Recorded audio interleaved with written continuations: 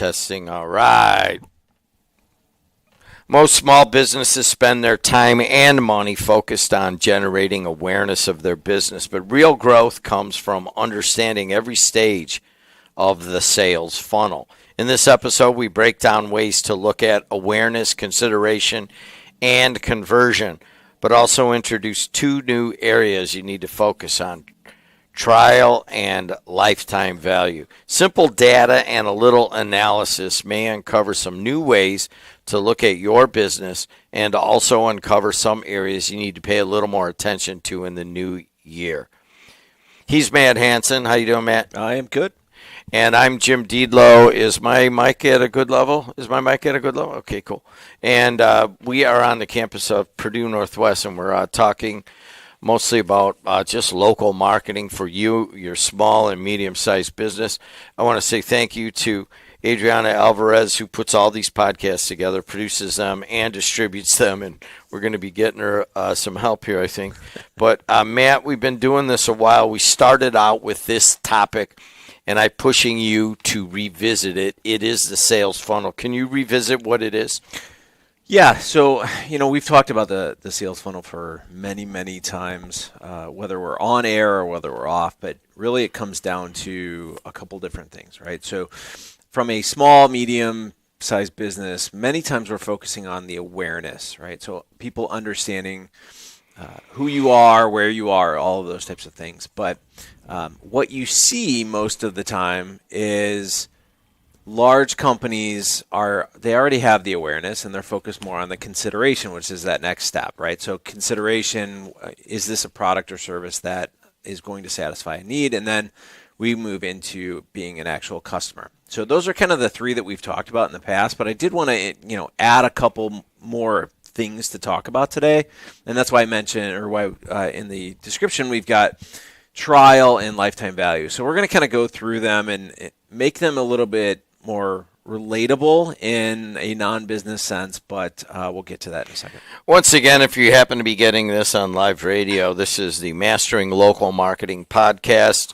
We're on episode 95, so you can go into Apple, Spotify, wherever you get your podcast. Tell your friends, please like us. We're just talking specifically about local marketing. Matt's been doing digital marketing since before it was a thing, and I own radio stations and a sports streaming system, and we're in the marketing space all the time. So when we started the podcast, was one of the first few episodes. For many of you, it really just hit home. You really can't conceive of the process for... That is our producer telling me I'm clanking my coffee cup again. I can't get away from it. Sorry about it. She brought me a pad there for the thing. But it struck a chord with me and with other small businesses. There's a funnel, and at the top of the funnel is awareness. You got to create awareness of your business. Then you kind of get somebody down into the middle of the funnel. They're considering your business. And then finally, the bottom stage, the three-step process, is they're a customer. But let's go back to awareness. You got 10 to 30% written down here. What does that mean? Yeah, so local businesses typically have a 10 to 30% awareness of their customer base. So when you talk about a Nike or a Red Bull or something like that, a large company, their awareness is upwards, and it's in the 90%, right? So they've spent millions and millions of dollars to generate that much awareness. So if you talk to somebody about Nike or Red Bull or Apple or any of these kind of large companies, most people, if not all people, know who they are. I always say there's some people hiding in a cave somewhere that don't necessarily know. That's fine, whatever. They're probably not our customers, but when you are talking about a small or a medium-sized business, there are only so many customers that are people that can become your customers. So if you're selling in a local retail shop, or you're a local HVAC, or something that you're serving a populated area of, let's call it 20, 30 miles out, odds are you're not selling to people across the nation, across the world, those types of things. So you have this small, kind of intimate amount of potentials.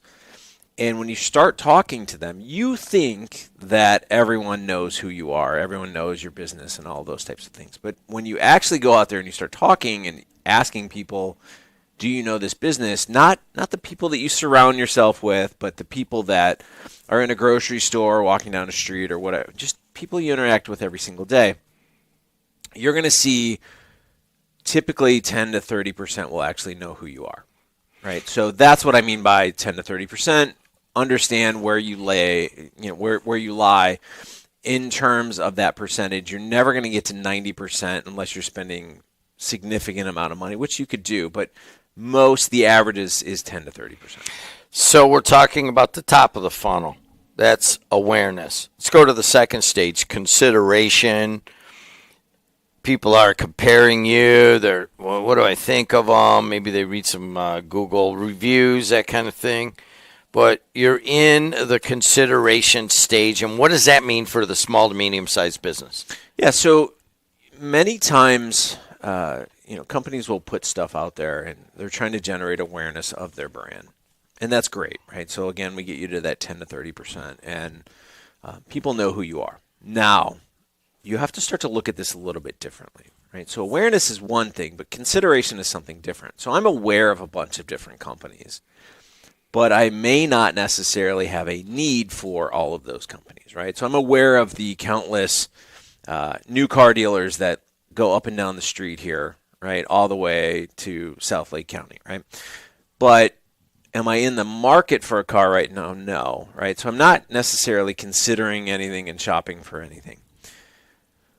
But when I do, right, there are certain car brands that I probably will never buy again. I've purchased in the past. I'm aware of them. I'm not considering them the next time I go look for a car, right? I've read reviews. I've had personal experience, whatever it may be. So when we work down that funnel, I'm aware of all of these brands, but I won't consider each and every one of these brands. So just because you throw 100 people into the awareness category doesn't mean that 100 people are going to consider buying from you as you work down this funnel. So, you have to look at that and go, all right, from an awareness standpoint, it's just, do they know who I am? From a consideration standpoint, they have pain points, and now you have to solve those pain points. So the messaging becomes differently, right? So most companies will talk about them, like the actual company in the awareness stage. What we have to realize is when you get into consideration, it's no longer about you. It's about what you're solving for that customer or that potential customer, because that's how you get into the consideration side. I've done this with countless companies through the years, and we build the awareness, and then we get to the consideration side, and you have all of these preconceived perceptions in your mind, right? So maybe mom and dad years ago had a bad experience with this company, right? I say car insurance is always kind of one, right? So nobody wants to think about car insurance. Typically I'm aware of all these different car insurance brands. When I consider it, typically what I do is I look at what mom and dad had, or my brother or sister have, or somebody that I know what they have. And that's where things start to change a little bit as we go through this. So you pay attention. Again, awareness is just getting your name out there, but consideration is going a little bit deeper, understanding the pain points that they have and solving those pain points. So it's less about you and it's more about them and the solutions that you can provide to them. So we've talked about the funnel, awareness, consideration, customer. We'll do those three, and then we're going to go slice in and add a couple of layers to that. Customer. Right. So you've given me a hard time about my fence purchase, right? So remember we were going through that whole process. So we were looking for a fence to put on a property that we own, and we had gone through. We were looking at all these different companies, and then we kind of looked at what each one had to offer, and we had some people out, and we were doing that shopping part, and we ended up purchasing, right? So we're now a customer, and we've got this fence, and there were 3 or 4 other companies that we had come out, And really, when it comes down to it, we were looking at a variety of things, obviously price, type of fence that they have, the whole process, like, is this, how much do they need up front? Do they need it all up, the whole money, everything up front, or is it, whatever, right? Like all of these different variables play into when you're considering and then moving towards the customer side of things. So the company that we went with, we started working with them and we said, well, we would like this and we would like this. And, there's some specialty things that we're looking at. This one that we went with came up with a kind of a neat idea to solve a problem that we had. And we said, okay, well, let's go with you because that sounds better than what we're getting from the other ones because they were just kind of giving us some, kind of hokey solution to it. So we became a customer of them. Right now, there's things that we've got to call them back on and this and that and whatever else. But, the idea is the fact that we made a choice based on, we had all of these things that we wanted to have done, and we made a choice from 3-4 different companies, and we became a customer. So now in the future, we start to look at it and we say, okay, well, one, I'm watching them put in the fence, and there are certain ways that they're doing it that I've never seen before. Okay, is that good or bad? I don't know. I'm not a fence, installer, so I don't know these things. But now I'm in that evaluation phase, right? So as it starts to go, is the fence going to hold up? Is it going to start to, we have this 8-foot gate that we put in so we could bring things in and out. Is that, you've seen it a million times where a gate like that starts to get it starts to fall, sag, like all these things. So now it's that evaluations part where I'm looking at it and, do we buy another fence in the future? We move, from our current house to somewhere else. Like, are we going to be a customer of them for life, right? So, we've, again, awareness, we were considering 4 different options we purchased from this one. So again, there's probably 25 different fence companies that we looked at. We looked at 4 to consider.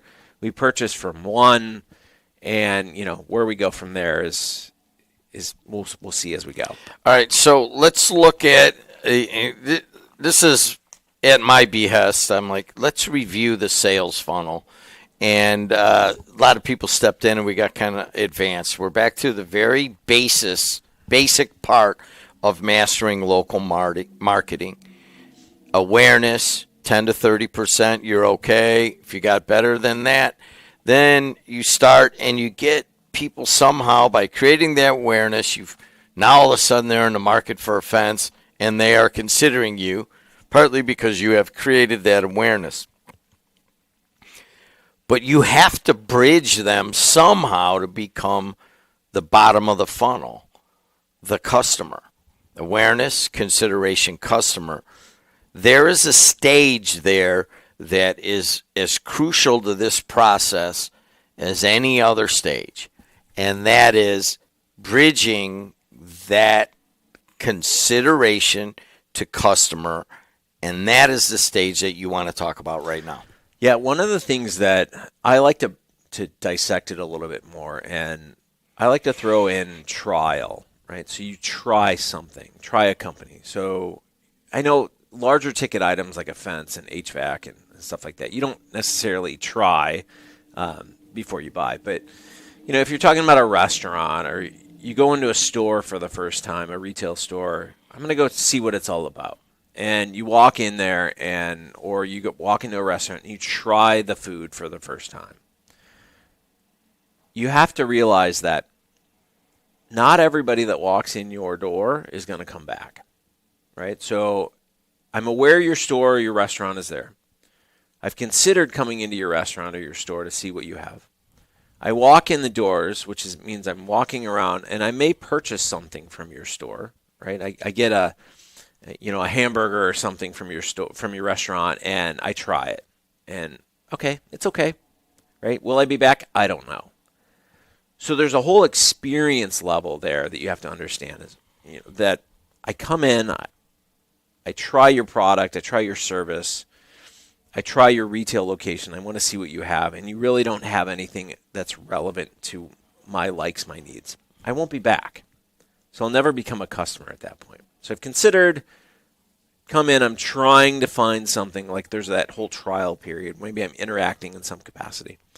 I'm trying your food at the restaurant for the first time, and it's no good, or the service is horrible, or I waited an hour and a half to get food, or my drinks never came. I won't be back. So I become a customer, so they're tied together, but I won't become a long-term customer.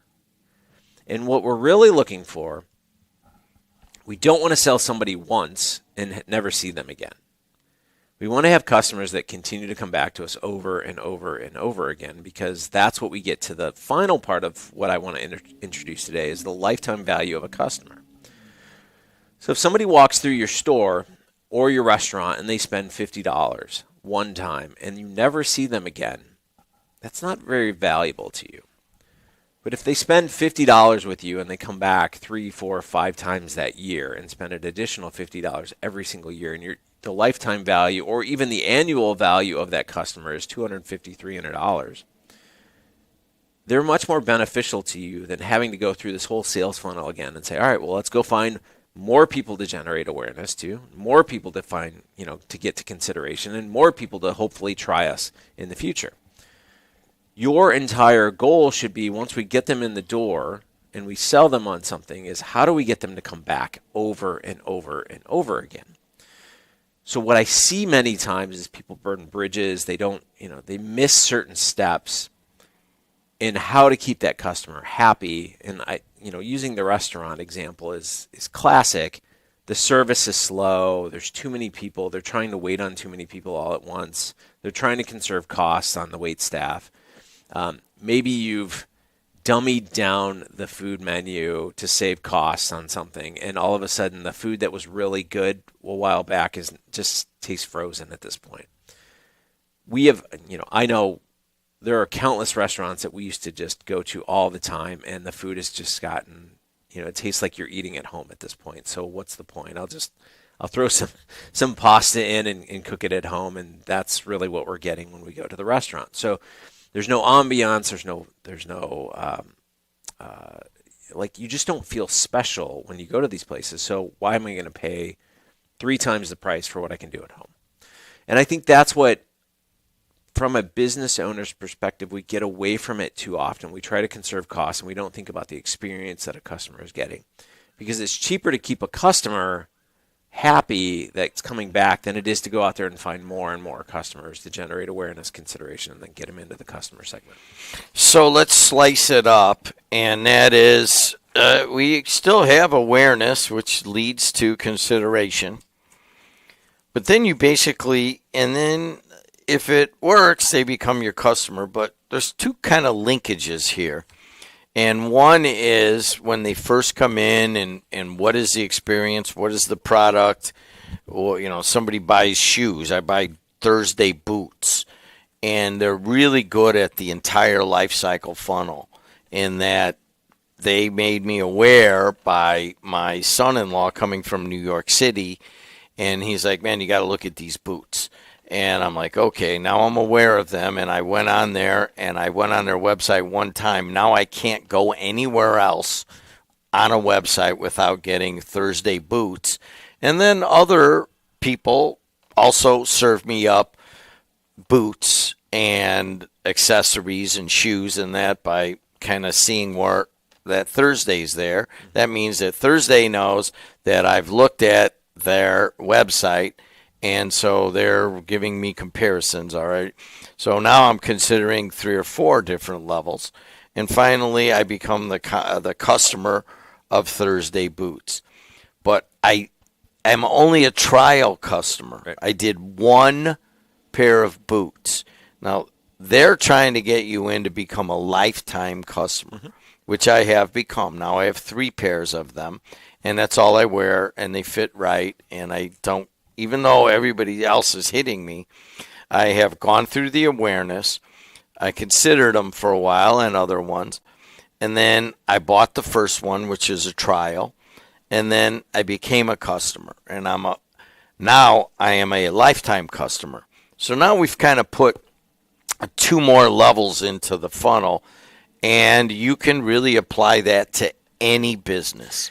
Can I put it into a different perspective? Sure. Right. So I like to tell stories. I'm a storyteller. So let's think of it in terms of let's take Jim back to his 20s. Right. So I always say that marketing is like trying to build a relationship with somebody. It's kind of like dating and those types of things. So think of it in terms of this. You walk into a bar or something, and you're a single person looking, obviously for somebody.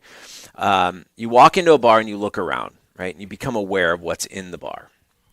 And then as the night progresses and you're kind of looking around, maybe you make eye contact with somebody and you're like, all right, consideration, right? Like, okay, there's some interest there. We made eye contact and maybe I got a smile. And then, you walk over, you start to talk to this individual and you say, hey, would love to take you out this weekend. Let's go out for dinner. That's kind of the trial, right? Couple weeks later, maybe you've gone out on 3-4 dates, you've almost become kind of like a customer, right? So you like what you're hearing, you're obviously hanging out and all those types of things. But then to take it to that final level, it's that lifetime value level of becoming a customer and repeat purchases and all those types of things. Think of it as marriage, right? So like you met this person, you went out on a date, you went out on a few more dates, maybe a year, 2, 3 years, whatever, go by, and you make the commitment, right? It's the same thing with your boots, right? You're committed to those boots. No one's going to pry those boots off your feet. You love them, right? So it's become your product that you've married into. We all have these types of products. Maybe it's the type of car that you have. Maybe it's the type of clothes that you wear. But that's what we're talking about here is the sales funnel is essentially dating, going from awareness all the way to the lifetime value in terms of, walking into some place, looking around, trying to understand, who's in there that you're interested in. Are they interested in you? You make the connection. You start to date, right? They start to buy things. And in the long run, what you're trying to do is find a certain amount of brands that you can literally stick with for as long as you possibly can, right? So things that you have bought into, brands that you have bought into, that you trust, that you want to be part of your life, right? And like I said, it could be anything from the boots that you wear all the way to the kind of car that you drive, right? I think we all have those 3, 4, 5 different brands in our life that we have been married to. And that's what we're trying to get to when we go through the sales funnel is it's a whole lot easier being married to a brand than it is to go out to a bar and go out and try and find somebody that you're going to marry, right? So it's stick with focusing on how you're satisfying things for your customers and solving those pain points because they'll stick with you long term. It's a whole lot easier than having to go back out to the bar and find new customers over and over and over again. That is an example many of us can understand. Episode 95, Expanding Your Local Marketing Sales Funnel. He's Matt Hansen. Thanks, Matt. Adriana Alvarez, as always, thank you. And mostly thanks to you. Until next time, we will see you later.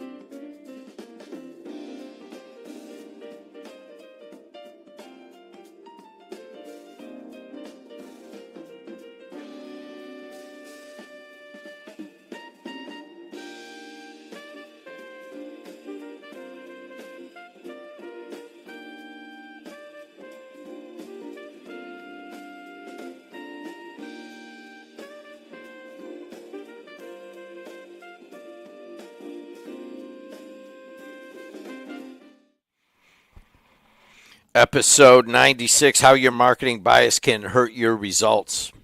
In this episode, we dive deep into how marketing bias can undermine your local marketing efforts and overall marketing strategy. Many small business owners create marketing campaigns based on their own daily habits and preferences, but this approach often leads to missed opportunities and weak results. We discuss why you are not your customer. Repeat, we discuss why you are not your customer, how your target audience consumes local marketing differently than you, and why relying solely on personal assumptions can limit your success. You'll learn practical strategies for stepping out of your marketing bubble by analyzing real customer behavior and using data-driven insights to build more effective campaigns. This episode is designed to help you identify blind spots in your marketing approach and provide a solid framework for stronger results-driven local marketing decisions. Matt Hansen, how are you? I'm good. This one's fun. Matt Hansen has been in digital marketing since before it was a thing. I'm Jim Deedlow. I own a couple radio stations and some TV stuff. We're in marketing every day. And that is kind of the mission, is to provide some of that for the small and medium-sized business. Meet George. What's that mean? So George, the reason we're talking about this today is 1 in 5 clients that I talk to has somebody in their office, in their store, in their building that comes to me and says, I want to do this because I do this, right? And George was one of, he was a nice guy, kind of a thorn in my side for years. He told me one time when I was doing this pretty big campaign, and he said, you should take all of your money and put it into HGTV. And I said, well, that doesn't make sense, George. Like that's not who our market is, who we're going after. And he pulled well, that's what we've always done and it's worked. And I said, okay, that's great for the clients that you've worked with, but let me pull the data for you on this. Let me pull the average person that watches HGTV. Let me pull all of this data for you, and we'll compare it to whom we're going after. Now, mind you, we were pushing content to a 3-state area, and George was wanting me to run HGTV nationwide. And the conversation that I had was, I don't think Hawaii is going to be a customer. And the conversation kept going, and George was telling me basically, like, it's irrelevant. They'll come here. I'm like, I'm pretty sure Hawaii's not coming to Indiana. Right? Like, unless they know somebody here, families here, whatever it may be, like, you're in Hawaii. Like, I would stay in Hawaii. I hear this all the time. I heard it last night at 8 o'clock. I was on the phone with an agency buddy of mine, and he said the exact same thing. This person, has kind of their things that they want to do. 1 in 5 clients, I will literally have a conversation with, and they're like, I think we should do billboards. And I'll ask why. Well, I look at billboards all the time. I see them all the time. I drive all the time, and I see them all the time. Okay, it's great. I think we should be on Facebook. And I'll say that. Okay, why? Well, because, I'm on Facebook all the time, and that's where I get my news. Okay. Then you start to talk to them, and you say, well, who are you targeting? Well, I'm targeting, 18-year-olds. Okay, well, Facebook's probably not your best spot to be in. Yeah, but I'm on there all the time. And I hear this over and over and over again. And it's hard because even in I teach a media planning class, and it's one of the things that I tell my students all the time is you are going to hear this from clients. You're going to hear this from your boss. You're going to hear this from, people all the time. We need to do this because this is what I do. And, it's this bias that we live with. And, if you're talking about an audience, if you're talking, even in my own household, my wife and I are 2 years apart. We're in the same generation, right? So 2 years apart. You would think we would have the exact same habits, but we don't. She watches the news every night. She watches primetime TV through, the airwaves. If I watch TV at all, it's usually on demand, something that I want to watch, get it over with, and then I move on to something else. She's on Facebook all the time. I'm never on Facebook. I'm on YouTube all the time. She's never on YouTube. She doesn't check email. I'm always on email, right? There's all of these differences that we have just in our own household. So to say that I'm targeting a 50-year-old, you can't say that, right? There are behaviors that you have to understand. So when I sit down with somebody and I start to, let's really assess who you're targeting and the habits that they have and the content that they absorb. Many times people will have a bias. They're like, well, I'm always doing these things. And they let that guide their strategy. And what happens is they're missing the real places that they need to be. So that's what I want to talk about today. So we're talking about a data set of one. Right. And then the person extrapolates their data set to the whole data set. Right. And yeah, I see it a lot here too, and I'm fighting it a lot. Yeah. Like even in my own building, I'm like, hey, let's get some data. And I do this, I do that, and I'm like, no, we cannot. That is natural in an organization. Mm-hmm. It's natural for students. I mean, we got Adriana; she doesn't necessarily do this, but I have people that go, I do this, I do that, and I'm like, but let's think globally on this thing. So how do you convince the students that work here or younger employees you are not the customer? Yeah. Well, there's a couple ways that I do this, right? So one, I look at them and say, are you happy with where your business is? And 9 times out of 10, I'll hear no. I'd like to be bigger. I'd like to grow. I'd like to sell more, right? And I'll say, okay, well, if we keep doing the same thing that we're doing, you're going to expect the same results, right? So the definition of insanity is doing the same thing and expecting different results, right? Clients or people that I've worked with will want to target a certain demographic, a certain lifestyle, a certain whatever it may be, and they don't pay attention to it. So what they do is I see this a lot with a 65, 70-year-old business owner that is kind of at the end of, they want to hand it down to another generation. Maybe they want to sell the business, whatever it may be. And they look at it and they think about all the things that they do and they push it out there. And then you start to sit down with them and go, it's great. I understand where you're going with this, but you're now trying to get a younger customer. And those younger customers are doing things that you may not necessarily understand. So you need to hand that over. You need to realize, we need to start testing things. Because if I can tell you, baby boomer generation, huge, right?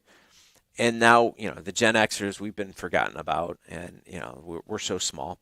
But now we have this new generation with, lots and lots of people that are very digitally connected. And somebody may be scared of going on TikTok or something like that. They're like, oh, I don't understand it. I don't want to be on that. But things like TikTok and Instagram are making millionaires every single day because of access to a younger generation and the tools that are out there and all these different things. So the conversation that I have with most of these companies is just give me a small budget. Let's go test some things. And let's see what happens, right? So let's say that, and I've got a client in mind, and I'm not going to share who they are, but they do a lot with billboards. And they came to me years ago, and they said, we want to target a younger demographic. And I said, okay, well, we need to go digital. I know you're not doing anything. We need to go digital. Nah, I'm not too sure about that. And I said, let me put together a program for you.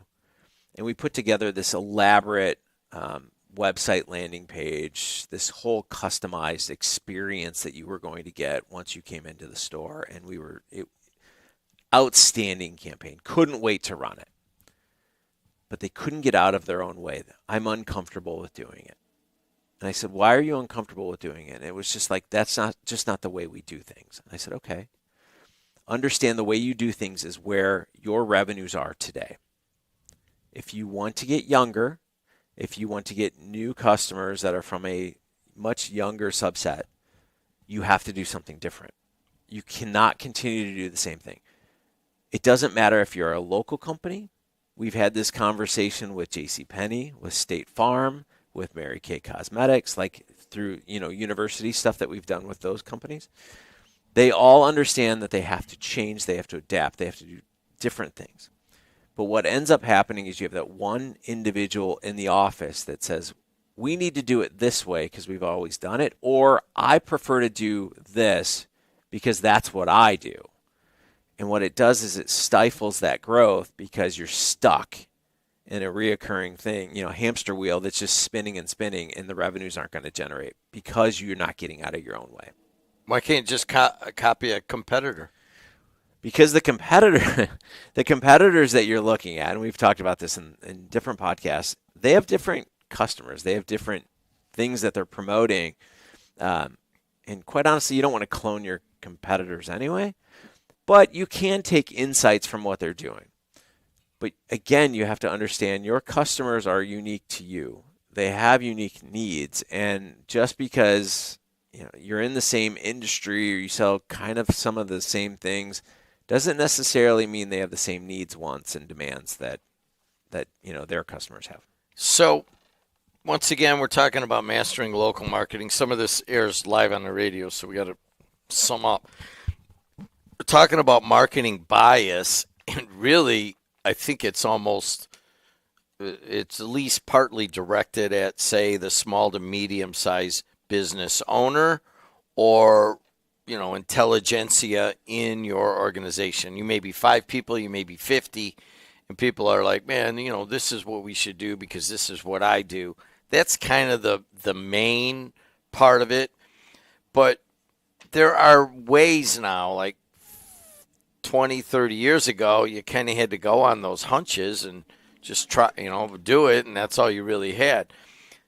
But now you got data for every possible thing, who your customer is, what your ROI on a certain spend would have been. I mean, you have data, probably too much data to consume, that you need AI to sort through the data for you, but that's a different conversation. But you do have that.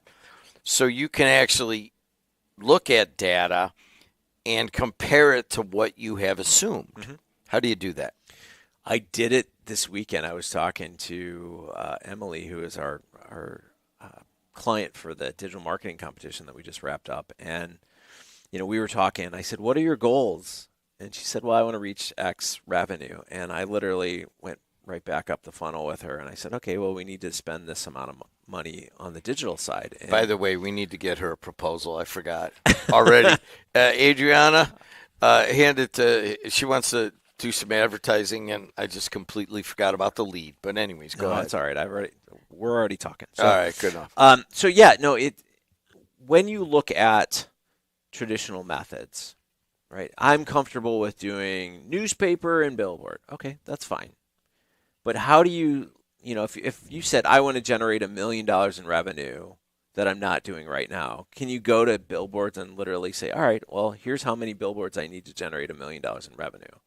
I can do that on the digital side, right? Because I can work the funnel back up, and I can figure that, I'm converting on my landing page 2 to 5%, maybe 10%, wherever you're at. And then my click-throughs on my ads is 2%. So you just work your way back up the funnel. You start to understand, like, all right, here's how many impressions I need in the digital space to generate this much traffic. Most people aren't comfortable with that.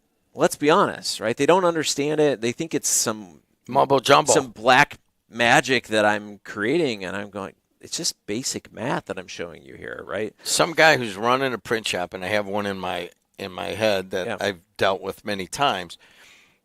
My age, older actually. He's like 69 years old, and they've been doing it a certain way, and there are certain assumptions about it.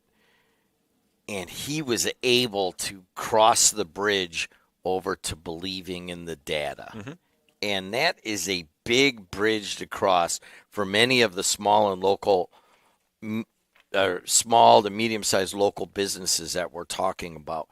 The data is real. The data is there for you to use. Right. That's a tough mental one to go to. Well, even in a print shop, I mean, he's probably doing a lot of mailings, and at that point you start looking at the mailings, right? So even when we used to do just simple postcards that we would send out for the home decor business, we knew that we would get, a certain percentage of people that would come in with the coupon or whatever, the free gift that we were giving away. They had to bring in the postcard, so we'd send out 2,000 postcards, however many would come back in store, and we collected all of those, so we knew what the response rate was. And then we tied those receipts that came in with those postcards to the postcard, and then we would look at the data and go, all right, well, we spent X on sending out a postcard to get Y. Data is out there. Use it. So, if you're uncomfortable with doing a mailer and I can produce real data to show you that this is going to work, how do you argue against that? One thing that I say to my students all the time is, you look at me as a professor. I have 25 years of experience essentially in this space. And what comes out of my mouth, you believe is true. But when I put something down on paper and I'm presenting it to somebody, I always go find a second source to prove that I'm right in what I'm putting in front of you. Because what I'm saying is one thing, but if somebody else is saying the exact same thing based on some research or some data, then you know it to be true, right? So every single human being has their own perceptions and these types of things. So we have to prove that the data is showing us what works and what doesn't. But the perception is, we have the Georges of the world that are like, you need to be on HGTV, or you need to run billboards, or you need to do these things. Where's the data to support it? And that's what I always go back to them. And I say, all right, George in particular, I said, let's go pull the data on the typical viewer of HGTV and compare it to whom we're going after. And it didn't match. And I said, George, it doesn't match. And he still didn't want to hear it. But we didn't end up doing what George was wanting us to do in the first place. So, yeah. The data from the owner's standpoint, and I've been through this also, I have made the mistake of extrapolating from a data subset of one, which is how I take it in my media, my advertising, my products, my services, and extrapolating that to, well, I think the other businesses, this is what they want. I made that mistake for the better part of 20 years. And now I find myself saying that, you know what, I broke it down on one basic two-word thing: don't assume. Mm-hmm. And, there's all sorts of other ways of putting it: verify, validate, all that stuff you got to go through if you want to get VC money ever. You got to validate more than anything else. But if you could just start with that, don't assume, and be very, it's almost like an attitude of open-mindedness. Mm-hmm. And believe the data. Yeah. Just assume that you're wrong, right? Just go into things and go, maybe I'm wrong on this, but let's prove that I'm right. And you'll be amazed at what actually you uncover. How your marketing bias can hurt your results. I know this is a tough one for a lot of the owner of the print shop I know. This is how we do it, and this is how we've done it. But he was able to make that. He came over to the data and the data-driven decision model, which is getting easier and easier to do with all of the AI systems around. Final comment?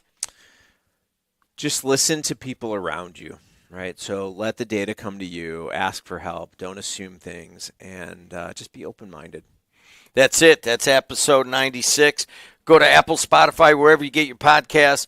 Like us, tell other small and medium-sized business folks, hey, there's this podcast. It can help your business. As always, thank you to Adriana Alvarez. She is going to graduate at Purdue Northwest. So this whole podcast network is put together by a student and run by her and other students. And We're just little marionettes being pulled by the strings. Until next time, see you later. Working across teams is tough, but Asana helps you handle it. That's because Asana... Coach here to tell you about an all-star bundle. It's Disney Plus, Hulu, and ESPN. And right now you can get all three